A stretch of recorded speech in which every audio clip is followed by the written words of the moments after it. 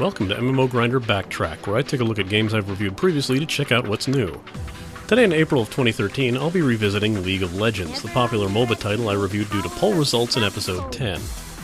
What might be noticeable to those who haven't played in a long while is the game has gone through quite a few graphical updates, changing its general look, not the layout, of the game's maps.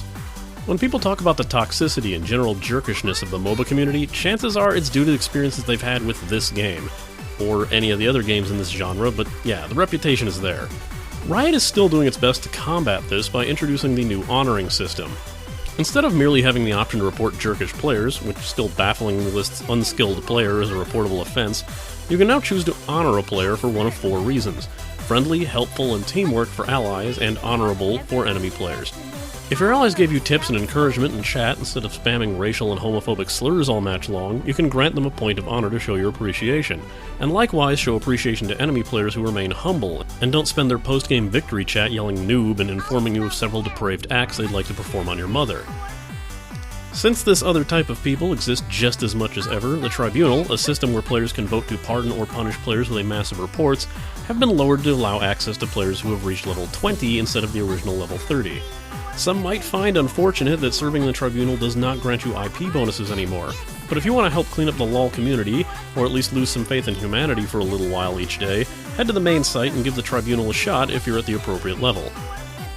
A new mode has been added to the game, only available to custom matches, called the Proving Grounds, and nicknamed ARAM mode, aka All Random All Middle, to reference a popular community-invented custom game rule set where all champions are picked at random and fight only in the middle lane. This game takes that concept and accelerates it by having only one available lane, and making returning to base impossible unless your champion is killed. Because of this, there are small health pickups that occasionally spawn in the lane. Otherwise, same rules apply as the standard Summoner's Rift mode. Not that this is a surprise to anyone, but there are well over 100 champions in the game right now. Champions are still being released around the rate of once every 2 weeks. One major change to the champions is that a lot more effort is being put into the alternate skins. Instead of being color changes or some simple model tweaks, the latest alternate skins sometimes will change up the animations and sounds of the champion, as well as their abilities. Due to this, new champions usually only come with one alternate skin when released, instead of having the usual total of 3 skins.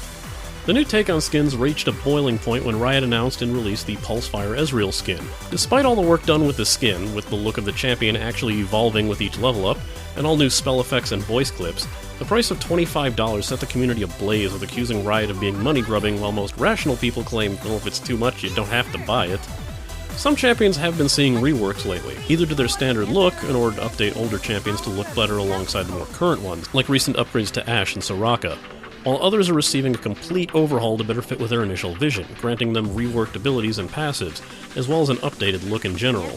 Karma has recently gone through a rework, while Trundle is being changed from a rotting creature into a tough ice troll, and Sejuani is going to remember to put on some clothing for once. Reworked champions get a free skin based on their champion's original look, provided they had that champion unlocked previous to the changes. With the release of Season 3, a lot of items went through a rework as well, getting removed or combined into more effective and useful combinations, and taking a lot of the convolution out of the item system. You can even search for an item by name if you're looking for something very specific for your build. One particular change is the ability to add an enhancement to your level 2 boot, giving a few more options to head out into battle more fitting to your playstyle. I'll be sure to check back with this game and others in more episodes of MMO Grinder Backtrack. Oh yeah, and the game is still swarming with mouthy 12-year-olds. The runes and mastery system is annoying as ever, and too many people think that they're experts in this game will yell at you for things like not playing a certain champion in a certain lane. Some things never change.